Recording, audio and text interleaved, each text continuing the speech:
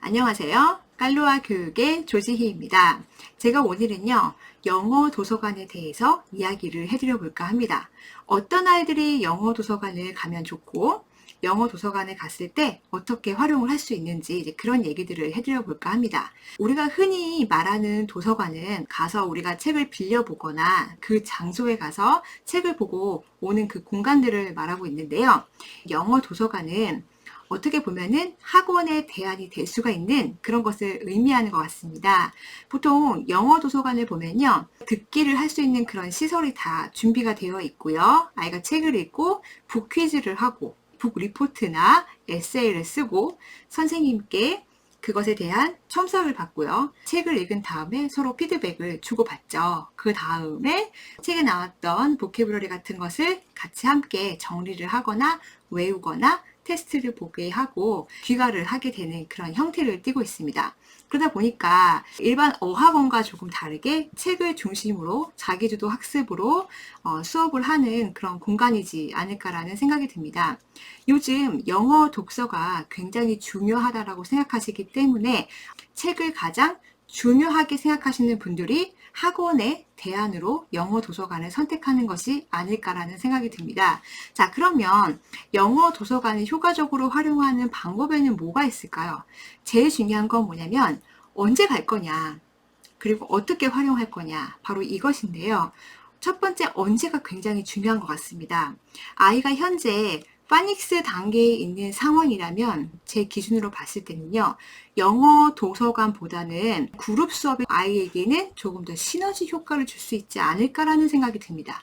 왜냐? 친구들과 함께 이야기도 하면서 또 선생님이 가르쳐 주시는 것을 따라해 보면서, 그러니까 뭐냐면 파닉스 단계에서는요, 아이가 아웃풋을 많이 내보는 연습을 해야 합니다. 즉 스피킹 관련된 연습을 많이 해봐야 된다는 거죠. 예를 들어서 너무 조용한 공간에서 듣기만 하기보다는 내가 입으로 소리내어서 반복해서 나뿐만 아니라 친구들과 동시에 그런 활동을 해보는 것이 조금 더 재미있게 영어를 배울 수 있는 길이라고 생각이 들거든요. 그런데 이 파닉스 단계에 있는 아이들, 영어도 지금 잘 모르는데 단어도 아는 것도 별로 없고 이런 상황에서 영어 도서관이라는 시스템을 도입해 버리면 나는 아무것도 모르는데 그냥 영어를 계속 듣고 앉아있다가 그 다음에 갑자기 북퀴즈를 할 때도 잘 못하죠, 혼자. 그럼 선생님께서 옆에서 같이 뭐 읽어주고 어떤 문제를 하나 내주고 어떻게 이해했어? 이렇게 물어보게 되고 사실 맞지 않는 단계라는 말입니다.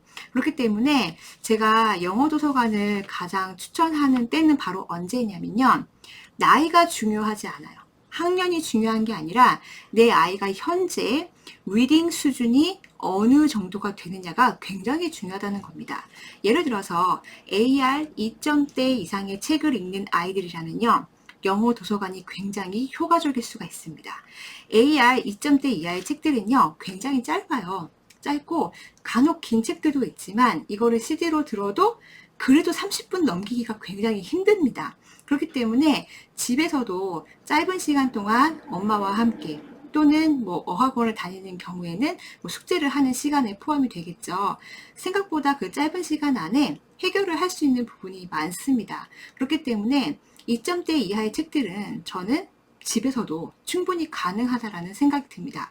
그래서 보통은 AR 2점대 이상의 책을 읽을 수 있는 경우에 영어 도서관을 활용하면 좋지 않을까라고 좀 제안을 드려보고 싶습니다. 그래야 아이가 좀 읽을 거리도 많고요. 그리고 2점대 이상부터는 재미있는 이야기 책들도 많고 아이들이 읽을 수 있는 범위도 굉장히 많아요. 근데 집에는 어때요?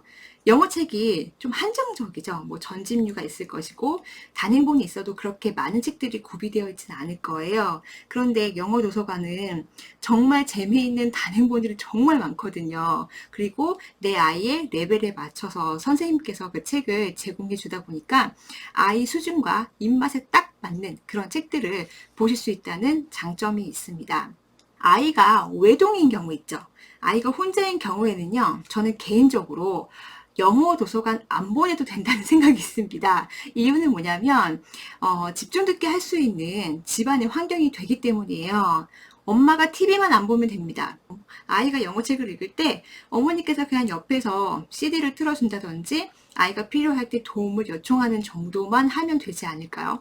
그리고 책을 읽고 북퀴즈 하는 프로그램 요즘에 많잖아요. 그쵸? 그래서 그런 것들 퀴즈 할 수 있게끔 환경만 만들어 주시고 북리포트 간단하게 써보고, 물론 첨삭을 하실 수 있는 분이면 좋지만 첨삭을 설령 못하더라도 한 2점대 초반 이런 책들은요, 아이들이 대부분 책 내용을 보고 이렇게 쓰는 경우가 많아서 그렇게 첨삭이 많이 필요하지 않을 수도 있어요. 그래서 그때는 사실 엄마표로도 충분히 가능합니다. 그리고 우리 아이가 집중 듣기를 하고 있을 때 주변에 방해하는 누군가가 없잖아요. 뭐 어린 동생이 있는 것도 아니고요. 그저 만약에 외동이라면 집에서 충분히 환경적으로 가능하지 않을까라는 생각이 듭니다. 근데 이제 만약에 형제가 많거나, 저는 지금은 이제 첫째와 둘째가 있는데 저도 집에서 첫째 아이를 집중 듣기를 종종 시킵니다. 시킬 때 보면요, 듣다 보면은 동생이 와서 언니 이거 해줘, 언니 같이 놀아줘, 뭐 그런 얘기를 많이 해요. 그럼 아이가 듣다가 흐름이 끊겨버리거든요. 그래서 제가 이제 방문을 닫아놨어요. 방문을 닫아놓고 언니가 공부하고 있을 때에는 그 방을 가면 안 되라고 하지만, 그럼 또 그 방 앞에서 막 문을 두드리고 울고 문 열으라고 또 그렇게 하는 상황까지도 있더라고요. 그러니까 생각보다 집중 듣기를 하기가 쉽지 않은 환경이다라고 생각이 듭니다. 보통 영어 도서관을 학원의 대안으로 보내시는 분들도 있지만요, 대부분의 경우는 어떤 서브웨이 개념으로 보내는 경우가 훨씬 많습니다. 예를 들어서 일주일에 3번, 평일에는 그냥 일반 어학원을 다니는 거죠. 그런데 어학원을 다니다 보면요, 그게 똑같아요. 뭐냐면 우리가 왜 수학학원 열심히 보내다 보면은 아이가 이제 한글책 읽을 시간이 별로 없잖아요. 그런 것처럼 영어 학원도 이렇게 뭐 주 3회, 뭐 주 2회 이렇게 보내다 보면요, 영어 숙제를 하는데 시간을 많이 보내다 보니까 상대적으로 영어책을 많이 읽어야 함에도 불구하고 영어책을 읽는 게 중요하다는 건 알지만 그게 쉽게 잘 되지 않는다는 거예요. 그래서 따로 집에선 잘 안 되니까 영어 도서관이라도 가서 책 한 권이라도 더 읽히고 싶어 하시는 분들이 많습니다. 생각보다.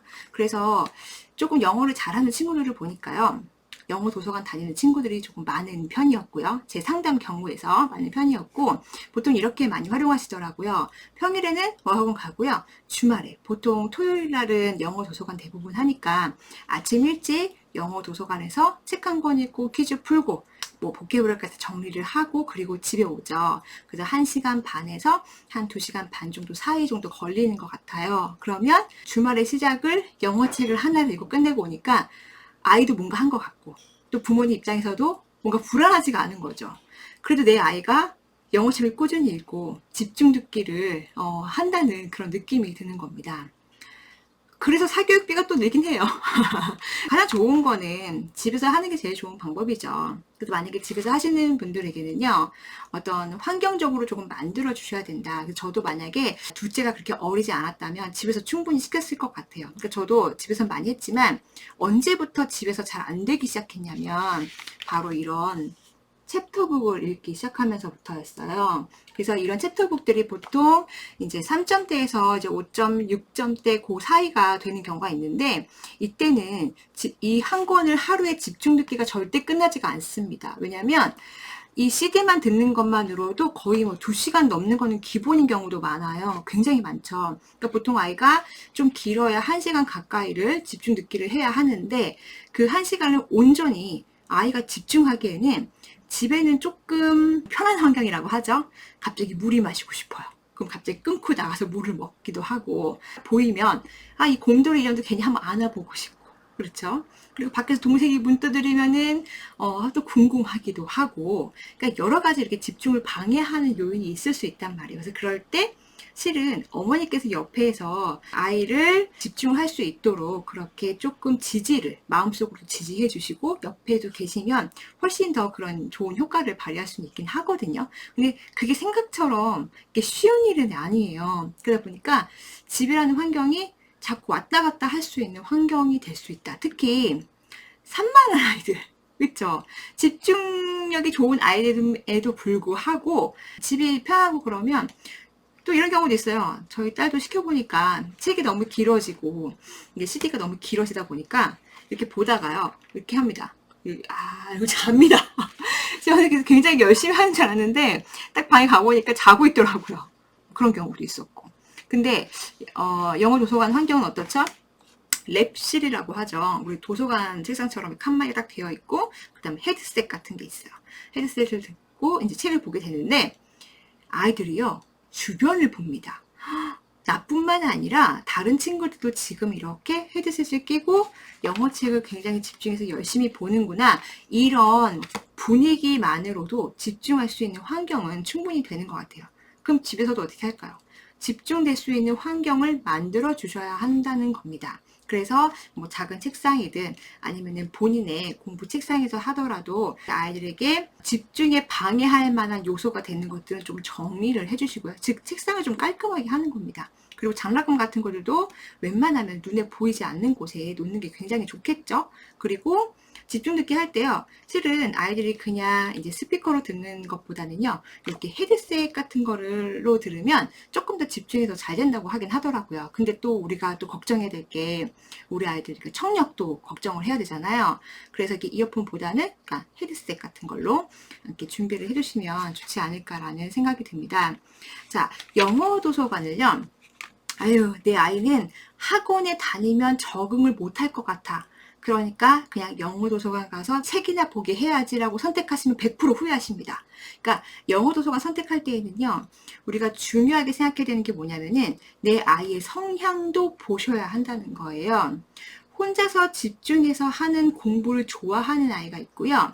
친구들과 떠들면서 공부가 잘 되는 아이가 있어요. 여러분도 경험해 보셨을 거예요.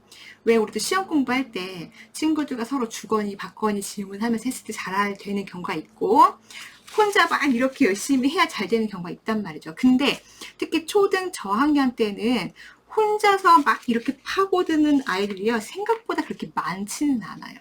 처음에는 제가 보기에는 맨 첫 학원이 영어 도서관일 때에는 조금 아이가 영어가 지루하게 느껴질 수도 있다라고 생각이 들고, 그때는 훨씬 더 아웃풋을 많이 내봐야 되는 상황이기 때문에, 특히 입으로 소리 내어서 하는 상황이기 때문에 도서관 환경하고는 맞지 않다라는 생각이 들어요. 그래서 영어 도서관은 어느 정도 아이가 영어 책을 읽을 수 있을 때 보내시는 게 굉장히 중요하다라는 생각이 들고요. 초등학교 3학년, 4학년이요. 영어 공부를 좀 많이 해야 하는 시기이기도 합니다. 그때 아이들에게 영어 책 읽기를 많이 강조를 하시게 될 거예요. 근데 영어 책을 읽을 때 단순히 내가 눈으로 텍스트를 그냥 읽는 거 말고요. 이게 중요해요. 그 소리를 내가 듣는 거. 우리가 계속 간과한 게 뭐냐면 학년이 올라가면 올라갈수록 리스닝을 많이 안 한다는 얘기예요. 리딩 중심으로 하고 독해 중심으로 가기 때문에 점점 리스닝을 못하는 아이들이 많습니다. 그래서 리스닝이 되게 주가 돼야 되고, 리스닝이 잘 안 되는 그런 환경이라면 그때 영어 도서관을 이용해도 너무 좋겠다라는 생각이 드는 거죠. 여러분의 선택에 조금 도움이 되셨으면 좋겠다라는 생각이 듭니다. 그냥 무작정 영어 도서관 가면 돼야지가 아니라는 거죠. 그리고 혼자 공부하는 걸 좋아하는 아이들이 있어요. 그리고 말이 별로 없는 아이들, 말하는 걸 그렇게 좋아하지 않는 아이들. 제 딸이 그랬거든요. 왜냐면 근데 그럼에도 불구하고 어느 정도 아이가 일상생활 회화, 그 다음에 원어민과 대화가 되는 수준까지는요, 스피킹을 할 수 있는 환경은 분명히 주셔야 합니다.